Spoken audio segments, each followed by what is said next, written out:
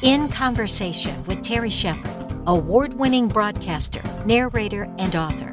A deep dive into the writer's craft with the artists and support systems who create the stories we love. Thanks, Lisa. Stories of resilience, love, and hope often emerge from the darkest chapters of history. And author Meg Hamand's Diamonds in Auschwitz is a stunning testament to that truth.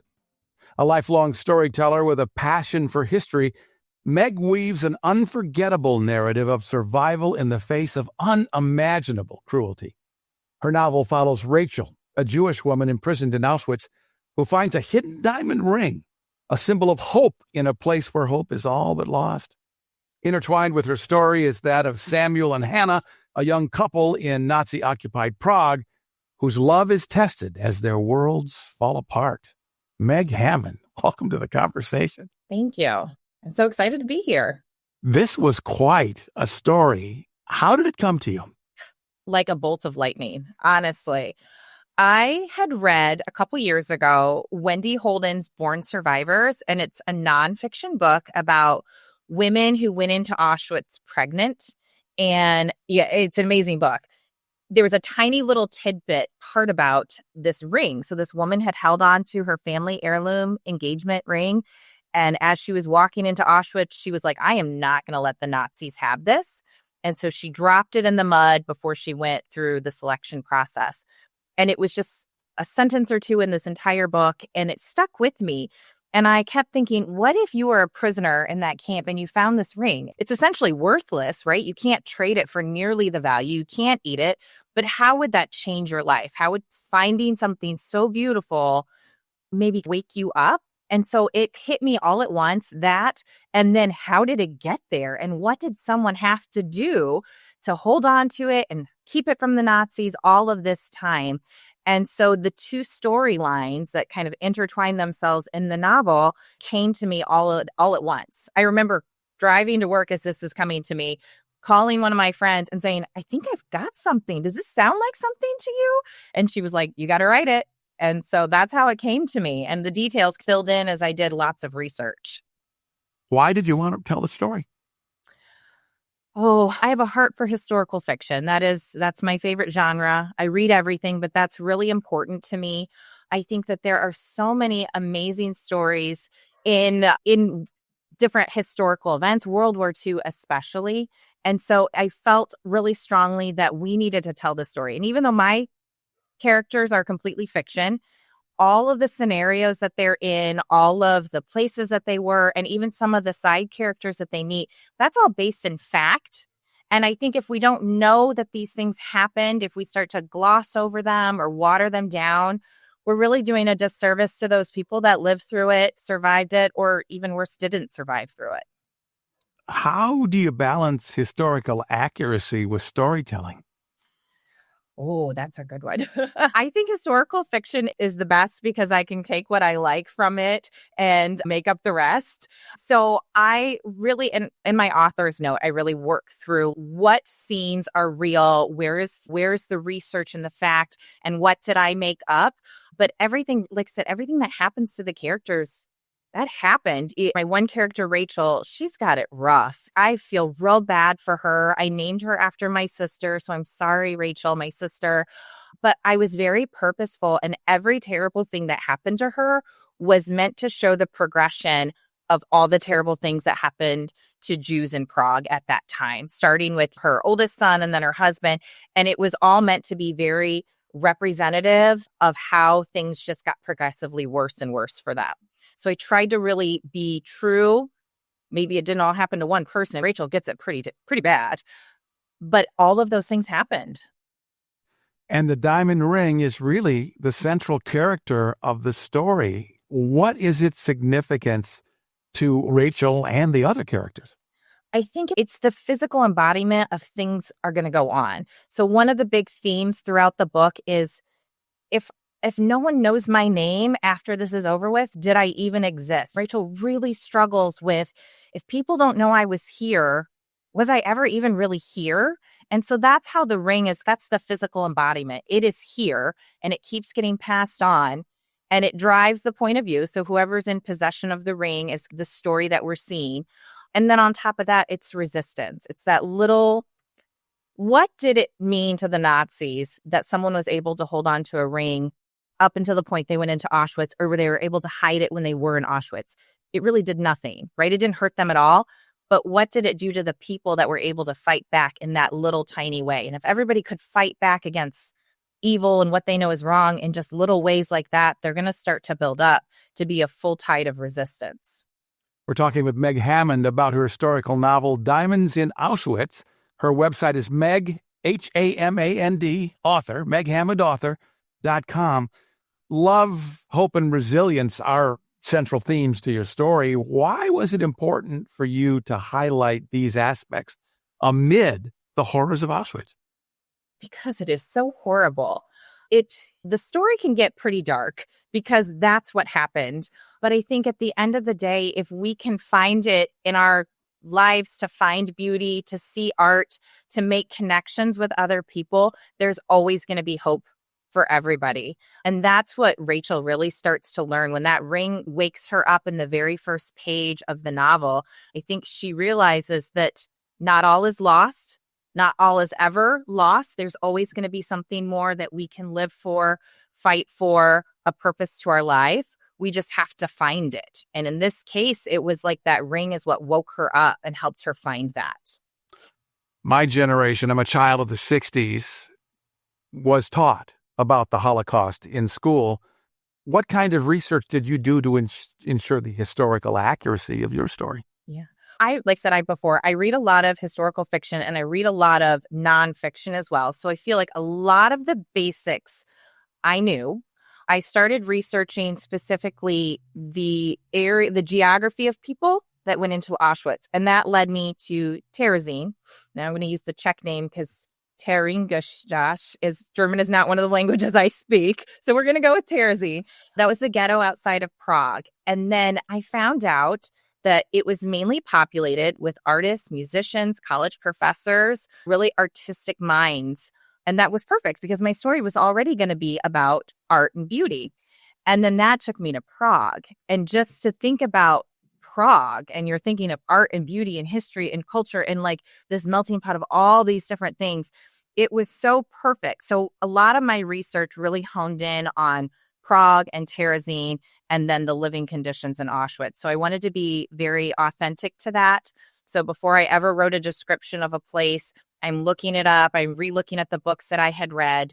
And I think I discovered so many amazing things from this research. I thought I knew a lot about World War II history, about the Holocaust.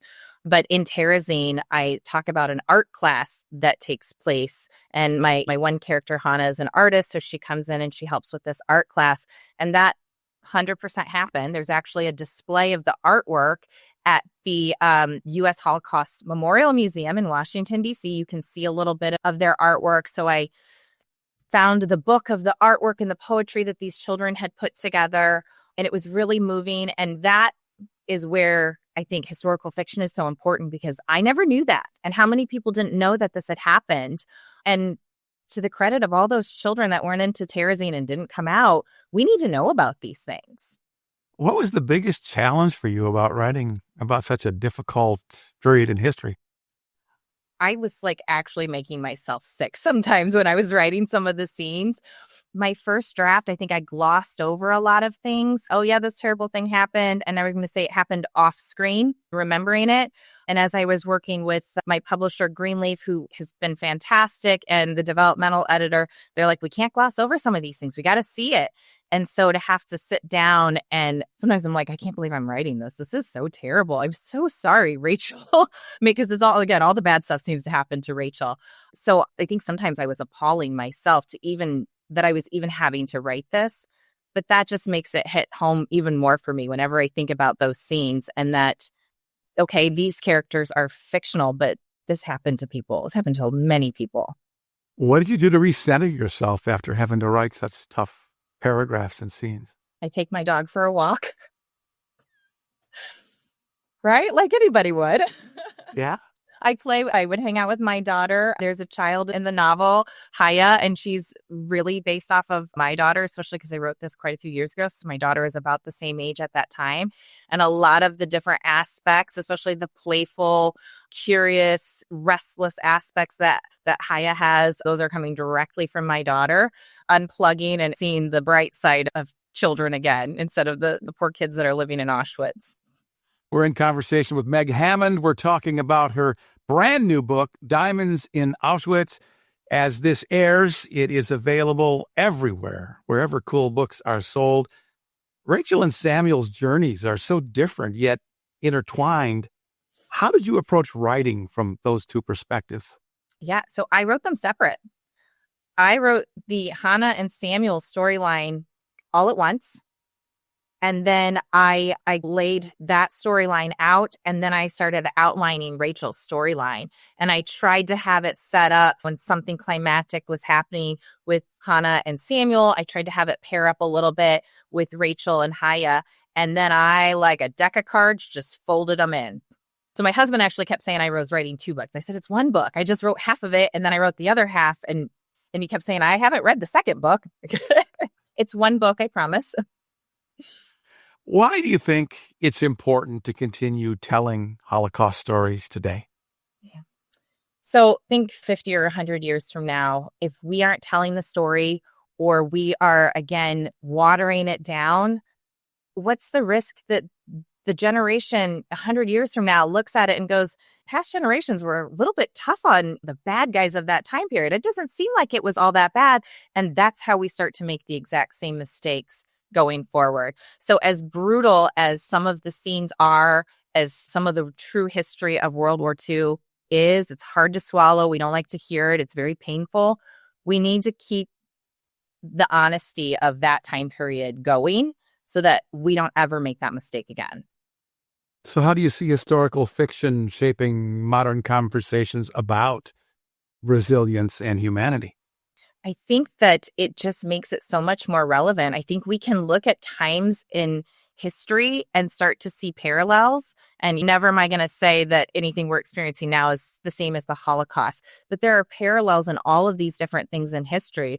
I remember reading a book right as COVID was shutting down, and it was also about World War II. And I'm seeing like the importance of leadership and community from this book, which is talking about the London Blitzkrieg versus the pandemic. And there was a lot of parallels for me. And I think that can be said with all modern events and looking back at history. You've been writing since you were a kid. That's what everybody tells me in their bios. How has your storytelling evolved as you've grown? Yeah, so I started out wanting to do journalism, went to school, started out as a journalism major, quickly was hit up by a creative writing professor and said, you don't want to do journalism, you want to do English, and you can do journalism if you want. So switched to English with creative writing minor, and I had in my head that I was going to keep that journalism aspect alive, and I had originally thought I wanted to do creative nonfiction like Truman Capote. We did a lot of college work on In Cold Blood. I love Eric Larson. I think he's an amazing writer. Then did the newspaper reporter thing for a while and then got out of it. I'm currently in a not writing artistic job. And nonfiction takes a lot of research. That is a lot of work. I don't think I have the work ethic for it. And I read so much historical fiction. You read and you write what you love. And so that's where I ended up. It's a nice melding for me between the two, right? I get to do the history. I'm really including the important stuff that people need to know about. But I also have this creative freedom to mess with the plots and the timelines and create these characters and make them in the image of my daughter or other people around me and really make that story my own. So it's, for me, the best of both worlds between my journalism background and wanting to be creative and free with the story. We authors seem to learn something about ourselves by the time we finish each book we write. What did you learn from writing this book? Yeah. So one of the things I think I most learned is, first off, I thought as I started, I was going to be more relatable to Hannah. I think I'm really definitely more Rachael. And one of the questions that I was trying to dive into with Rachael is, if you are a mother with no children anymore, are you still a mother? And I've got one child and she is adopted. So I feel like that's something that I struggled with before we were blessed with our child is I'm a mother in my mind, but I'm not a mother because I don't have any kids. And I think that's something that I learned about myself and how, seeing yourself as a mother without children. Yes. Can I be an artist if I don't create art anymore? Yes, you can. It's all about what's in your heart. And even though it's your passion, if you're not doing it, it doesn't mean you're not that person anymore. And I think that can be related in lots of aspects in life, right? I was a writer for all these years without a book. Yeah, I think maybe I was. But if you had asked me before writing this book, I would have said, no, you got to have a kid. You got to have a art. You got to have a book published. Otherwise, you can't identify yourself as those things. One of the things that Viktor Frankl talks about is that ultimately we have the opportunity to define ourselves, no matter what our situation is. How would you define yourself today? Oh, a debut novelist. I think still it's hard for me to say I'm a writer here because I know what my day job is. I am a lover of history. I'm a lover of telling stories. And I just so excited to continue down this journey and ready to get the second book published. So then I'll sit here in the next time and tell you, yeah, Terry, I'm definitely a writer. What's the hardest thing about being a mom and a writer at the same time? Not being depressed when you get done writing a terrible scene with kids in it and you've got to do some terrible, awful things because the Nazis are involved, in separating and shutting that part of me down. Because I think as a writer, I lived in the minds of my characters. I lived in that time period for the year and a half that I was writing this book, right? Every quiet time, I stop being Meg and I start being Rachael or Hanna, and I'm living through these scenes. And so being able to shut that down and then be present as an adult in 2025 and time management. I always joke, I said, if my daughter wasn't in musical theater and I didn't spend many hours at the theater, I would have never written this book because what else did I have to do? The book is Diamonds in Auschwitz, and we're talking with its author, Meg Hamand. Do you have another book in you? What's next? I do. I'm almost done writing book number 2. I will just tell you that it takes place in Charleston after the Revolutionary War. And it's a mixture of Charleston haunted legends and Shakespeare. Because why not? That's definitely different than what you just finished. A little bit. Yeah. I had to take a break from the Nazis. What made you choose Charleston for the story? We visited and did a haunted Charleston tour, which if you haven't done, I highly recommend. And all of the different legends were like, this is so cool. This is so cool. This is so cool. So I'm just going to mix a bunch of them together and throw in Shakespeare. That was what finally brought it all together in my mind. And let's see if it works out. We all send advanced reader copies out to friends and others who are important to our careers. What's been the feedback about the book?